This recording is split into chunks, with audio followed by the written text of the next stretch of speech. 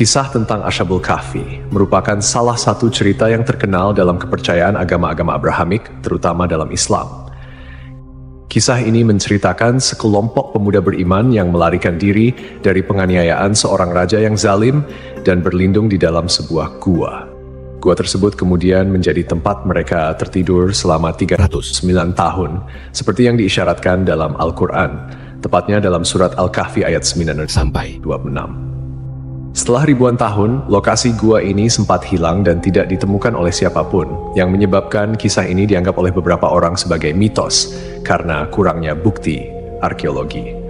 Namun pada tahun 1963, seorang arkeolog dari Yordania berhasil menemukan sebuah gua di daerah Ar-Rajib, Yordania, yang diyakini sebagai gua tempat bersembunyinya Ashabul Kahfi.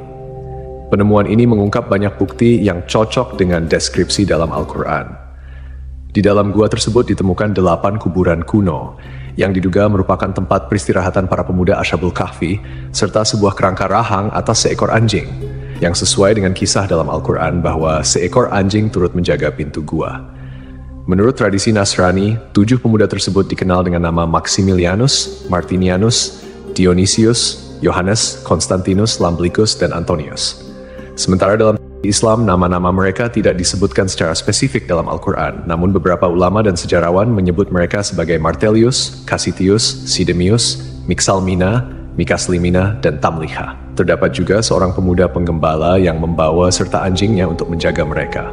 Pemuda-pemuda ini merupakan penasihat atau pembantu seorang raja zalim bernama Dikianus atau Dikianus, yang dalam beberapa catatan sejarah dikenal sebagai Decius, seorang kaisar Romawi yang berkuasa pada abad ketiga Masehi. Decius dikenal sebagai seorang penyembah berhala yang kejam, terutama terhadap mereka yang beriman kepada Tuhan yang Esa. Para pemuda ini melarikan diri dari ancaman hukuman mati yang dijatuhkan oleh sang raja karena mereka menolak untuk menyembah berhala dan tetap teguh pada keimanan mereka kepada Allah. Setelah tertidur selama 309 tahun, para pemuda tersebut bangun dan mendapati bahwa keadaan dunia di sekitar mereka telah berubah.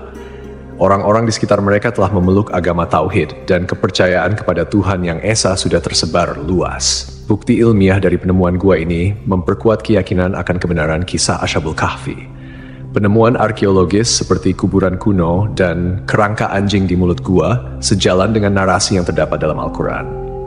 Selain itu, penemuan ini juga menunjukkan bahwa kisah Ashabul Kahfi bukan sekadar mitos, melainkan sebuah peristiwa sejarah yang nyata, yang tercatat dalam literatur agama dan didukung oleh bukti-bukti fisik. Dalam Al-Quran, Allah Subhanahu wa Ta'ala berfirman mengenai jumlah mereka dalam surat Al-Kahfi ayat 22. Nanti ada orang yang akan mengatakan jumlah mereka adalah 3 orang, yang keempat adalah anjingnya, dan yang lain mengatakan mereka itu 5 orang, yang keenam adalah anjingnya sebagai terkaan terhadap barang yang gaib. Dan yang lain lagi mengatakan mereka 7 orang, yang ke-8 adalah anjingnya. Katakanlah, Tuhanku lebih mengetahui jumlah mereka, tidak ada orang yang mengetahui bilangan mereka kecuali sedikit.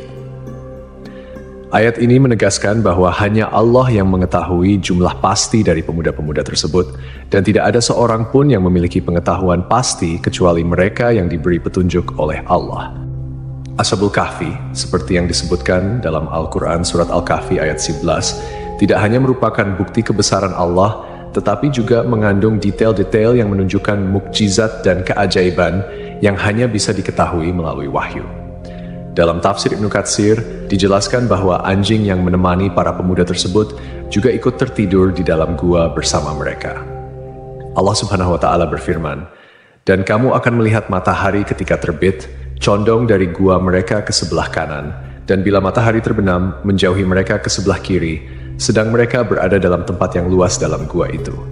Itu adalah sebagian dari tanda-tanda kebesaran Allah. Barang siapa yang diberi petunjuk oleh Allah, maka dialah yang mendapat petunjuk. Dan barang siapa yang disesatkannya, maka kamu tidak akan mendapatkan seorang pemimpin pun yang dapat memberi petunjuk kepadanya.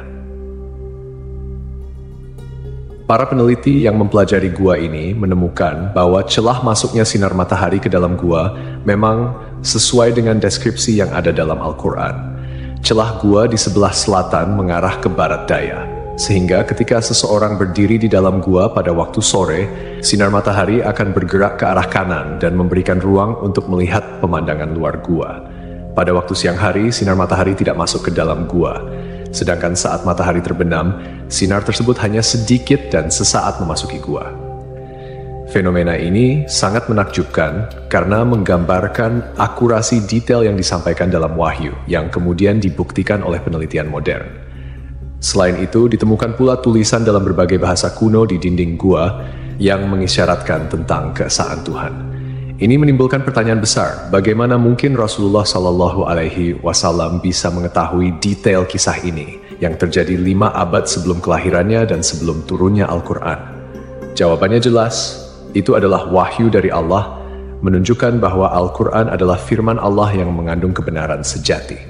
Meskipun ada perdebatan tentang lokasi pasti Gua Ashabul Kahfi, bukti historis, arkeologis, dan astronomis menunjukkan bahwa gua tersebut terletak di daerah Ar-Rajib, sekitar 13 km sebelah selatan kota Amman, Yordania. Beberapa sahabat Nabi Muhammad SAW seperti Ubaidah bin Al-Jarrah, Muawiyah bin Abu Sufyan, dan Ibnu Abbas pernah mengunjungi gua ini dan menyebutkan bahwa mereka melihat tulang belulang para penghuni gua. Bangunan di atas gua tersebut pada awalnya adalah sebuah gereja yang kemudian beralih fungsi menjadi masjid pada masa kekuasaan Islam.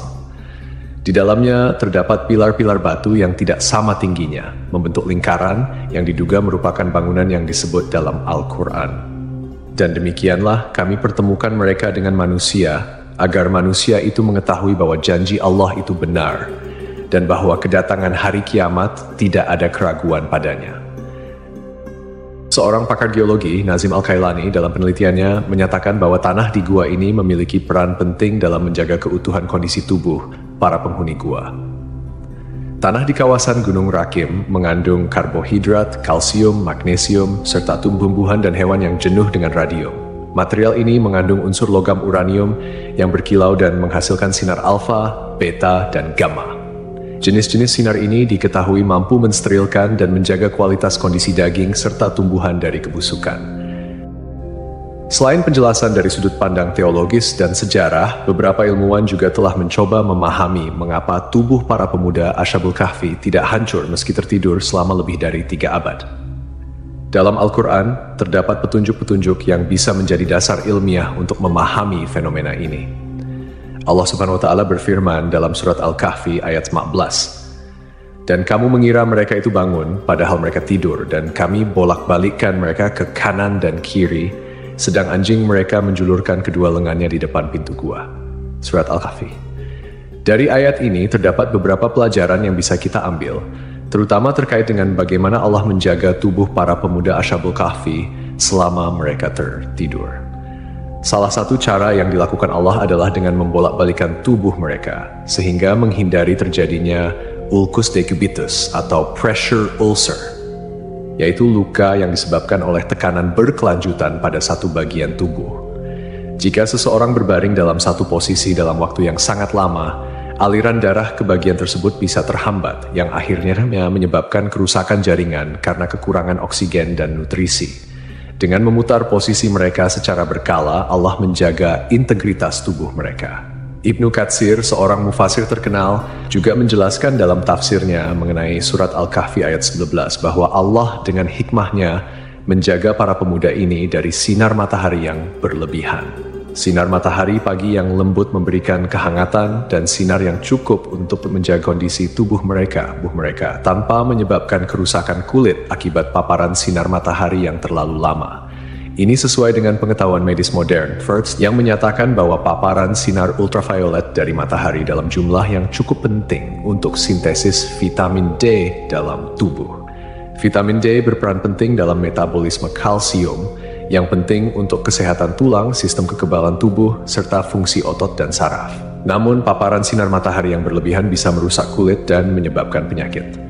Dalam ayat yang sama, Ibnu Katsir juga menambahkan bahwa posisi gua yang terbuka ke arah utara memungkinkan sirkulasi udara yang baik, sehingga gua tersebut tidak menjadi lembab atau pengap. Ini juga memberikan petunjuk bahwa gua tersebut memiliki sirkulasi udara yang cukup untuk menjaga kesegaran di dalamnya. sehingga para pemuda itu tetap dalam kondisi yang baik meskipun tertidur dalam waktu yang sangat lama. Kemudian, dari sudut pandang ilmiah, penelitian lebih lanjut menunjukkan bahwa radiasi dan unsur-unsur mineral yang terdapat di tanah dan dinding gua dapat berperan dalam menjaga kondisi tubuh para pemuda. Seperti yang dijelaskan oleh Nazim Al-Kailani, unsur logam uranium yang ada di gua tersebut memancarkan radiasi yang dapat membantu mensterilkan tubuh dan mencegah pembusukan. Ini adalah bukti lain dari kekuasaan Allah yang mengatur segala sesuatu dengan sangat sempurna.